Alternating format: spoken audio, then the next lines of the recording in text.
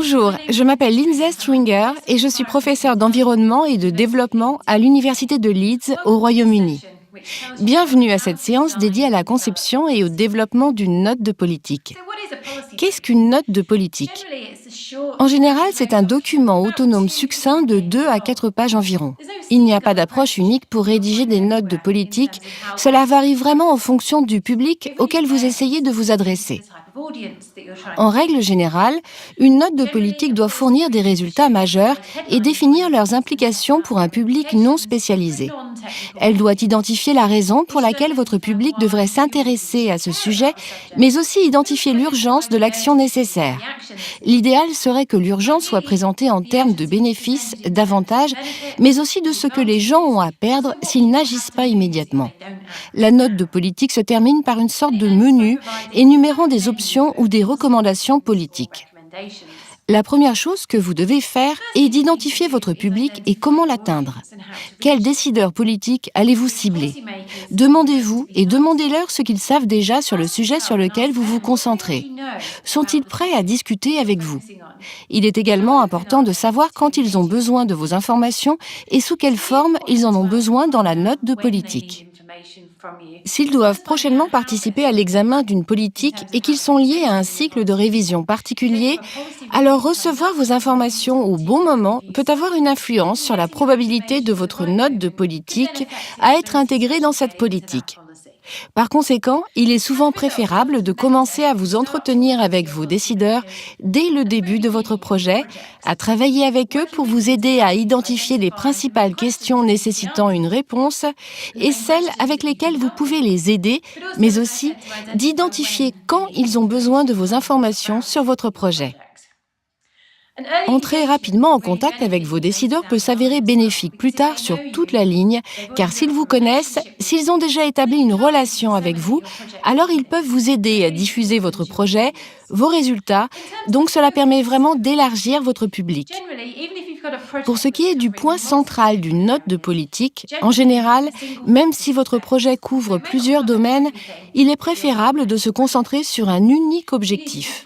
Ainsi, vous ne couvrirez peut-être pas tous les sujets que vous étudiez dans votre projet. Vous devez définir l'objectif de votre projet et de la note de politique et identifier les principaux arguments qui étayent votre objectif. Dégagez les informations essentielles. Il est facile de se laisser submerger par des détails et de s'y noyer, car vous savez énormément de choses sur le projet. Mais si vous dégagez ne serait-ce que 3 points clés, alors cela suffira. Ensuite, vous devez développer votre structure. Normalement, la structure employée est présentation d'un résumé, puis d'une introduction, des méthodes et des résultats, de la conclusion et ensuite des implications et des options. Durant les prochaines minutes, nous allons parler de ce que vous pouvez inclure dans chacune de ces sections. Tout d'abord, le résumé. Plus il est court, mieux c'est. En règle générale, il comprend 250 mots maximum.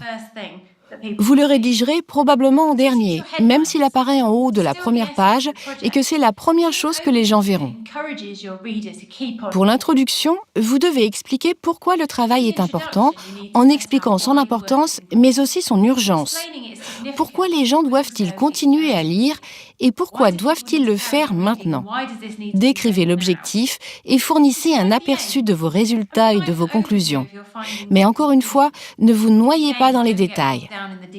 Traitez-le comme vos titres, dégagez l'essence du projet et rédigez un aperçu qui encourage vos lecteurs à poursuivre leur lecture. Il faut que ce soit bref, précis et concis. Là encore, étant donné que vous êtes encore sur la première page, vous avez l'opportunité de susciter l'intérêt du lecteur pour l'inciter à poursuivre sa lecture.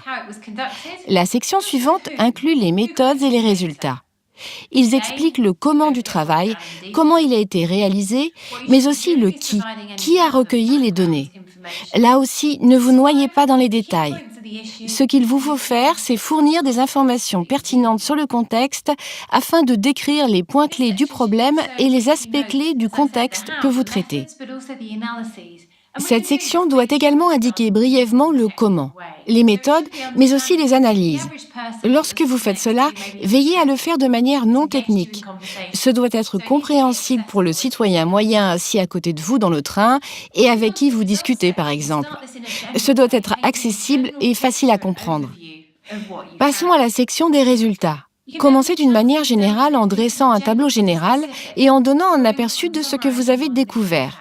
Vous pouvez ensuite canaliser un peu les choses et passer du général au spécifique en résumant les faits et chiffres clés. Pensez aussi à la manière dont vous présentez les informations. Les tableaux ont toujours l'air un peu surchargés, n'attirent peut-être pas trop l'œil, mais les diagrammes, les photos et autres graphiques peuvent s'avérer très utiles pour simplifier la compréhension. Cependant, faites attention si vous utilisez des graphiques et des figures, car ils doivent être pourvus d'une légende appropriée. La légende doit chercher à expliquer le contenu pour que si quelqu'un prend votre note de politique et ne fait que regarder vos figures, cette personne puisse voir immédiatement de quoi il s'agit. La légende doit donc être compréhensible rien qu'en la lisant. La section suivante comprend vos conclusions et vous devez essayer d'être assez concret dans cette partie en montrant comment elles ont découlé de vos résultats. Vous devez formuler des affirmations solides, mais en même temps celles-ci doivent être corroborées. Il vous faut donc montrer ces éléments de preuve. Veillez aussi à ce que vos idées soient objectives et justifiables. La dernière section est peut-être la plus importante, du moins après le résumé. Il s'agit des implications et des options. Si les implications expliquent ce qui pourrait arriver, si X continue, alors Y risque d'arriver, on peut souvent présenter cela de manière utile dans un format de type si, alors. Veillez à ce que vous connaissiez aussi les incertitudes associées au sujet que vous présentez. Si vous n'êtes pas sûr à 100%, alors vous devez le dire et vous devez identifier ces incertitudes. Généralement, les implications sont moins directes que les recommandations et elles peuvent s'avérer plutôt utiles si on ne vous a pas vraiment demandé votre avis. Plutôt que d'essayer d'imposer à quelqu'un ce que vous avez découvert, sensibiliser gentiment cette personne aux implications constitue souvent l'approche la plus appropriée. Ce que vous essayez de faire en réfléchissant à ces implications, c'est d'être convaincant sans prescrire de politique. Par ailleurs, rappelez-vous que les décideurs ne s'intéressent pas autant à la recherche et à la science que vous. Ils s'intéressent aux personnes et non pas à la science. Et réfléchissez donc aux implications pour les personnes dont ils se soucient, donc pour la société et pour les électeurs en général. Et les options et les recommandations sont ce qui devrait arriver. Elles découlent de la conclusion et doivent être encore une fois étayées par des preuves. Décrivez de manière claire ce qui devrait se passer sous forme d'étapes prochaines précises pour que les décideurs n'aient aucun mal à vous suivre. Assurez-vous que vos suggestions sont pertinentes, crédibles et aussi réalisables. Il vaut la peine de se rappeler que souvent, la première question que pose un décideur pour chaque option est « Combien cela va-t-il me coûter ?» Donc si vous arrivez également à obtenir des informations sur les coûts et que vous les incluez, c'est encore mieux. Le décideur sera plus susceptible de donner suite à vos recommandations. Voilà pour le contenu. Mais qu'en est-il de la mise en page? Les titres fournissent un point de référence, mais ce sont les sous-titres qui permettent d'aérer réellement le texte et de lui donner une structure. Et ce sont les sous-titres qui peuvent être utilisés pour appâter le lecteur. Vous pouvez utiliser des verbes pour que vos sous-titres semblent plus actifs, ou vous pouvez tout simplement poser des questions dans vos sous-titres. Toutefois, faites attention si vous posez des questions, car dans ce cas, vous devez être sûr d'y répondre. Et il est facile de se laisser emporter et d'avoir une belle question accrocheuse en guise de titre, et puis de commencer à écrire sur quelque chose d'autre. Faites donc bien attention à cela. Néanmoins, les questions peuvent être une bonne manière d'attirer l'attention des gens sur une section ou sous-section. Il y a aussi toute une série de ruses que vous pouvez utiliser pour attirer l'attention sur des aspects spécifiques de la discussion principale. Vous pouvez utiliser des accroches. Les accroches sont des phrases ou des fragments de phrases qui utilisent une police de caractères plus grande ou un autre type de police ou des caractères gras et elles peuvent être encadrées ou placées dans la marge et attirent un tout petit peu plus l'attention sur certains mots. Vous pouvez aussi utiliser des encadrés. Les encadrés sont succincts, descriptifs et centrés sur l'action. Souvent, ils se situent au bord de la page. La dernière petite ruse à laquelle vous pouvez parfois recourir pour attirer l'attention sur certains aspects, ce sont les listes à puces. Pour vos listes à puces, il vous faut 3, 5 ou 7, probablement 3 ou 5 points, et qui présentent des pensées complètes. Vous ne devez donc pas écrire quelques mots sous forme de notes, mais des pensées complètes plutôt qu'un ou deux mots uniquement. Les nombres impairs semblent plus efficaces. Ils sont plus fluides et correspondent bien à la manière dont nous lisons et comprenons les choses.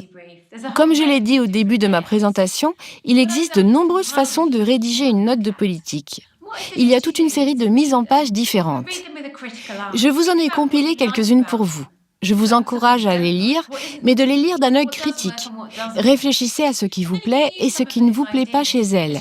Qu'est-ce qui n'attire pas l'œil? Qu'est-ce qui est efficace et qu'est-ce qui ne l'est pas? Puis, vous pouvez utiliser certaines de ces idées pendant que vous développez la mise en page de votre note de politique. Toutefois, quand vous avez fini votre note de politique, tout n'est pas encore fini. Vous venez probablement juste de finir la première ébauche. Ce qu'il vous faut faire, c'est la tester. Vous devez donc trouver des volontaires, des collègues, des amis ou des membres de votre famille et leur demander ce qu'ils pensent de la mise en page. Faudrait-il qu'elle soit plus conviviale? Comprennent-ils ce que vous essayez de dire? Est-ce plein de mots à la mode et de jargon ou bien avez-vous réussi à communiquer les choses de manière claire? Les avez-vous aveuglés par vos statistiques et informations? Ou leur avez-vous donné la bonne quantité de connaissances et d'informations dont ils ont besoin? Demandez-leur de vérifier vos arguments. Résistent-ils à un examen minutieux? Avez-vous présenté suffisamment de preuves pour étayer vos propos? Avez-vous été suffisamment convaincant sans trop vous imposer? Vous ne voulez pas sembler trop instructif ou autoritaire, mais vous devez avoir l'air convaincant, confiant et sérieux. Après avoir pris en compte les critiques de vos amis et de votre famille, éditez votre note de politique en conséquence et après l'avoir testée une nouvelle fois, une fois que tout le monde est satisfait du résultat, la dernière étape consiste à la diffuser. Lors de cette étape, vous devez adresser votre note de politique au public politique que vous avez déjà identifié. C'est donc là qu'elle atteint le public que vous ciblez. Bonne chance à vous pour développer vos propres notes de politique et merci pour votre participation à ce cours en ligne sur les sols.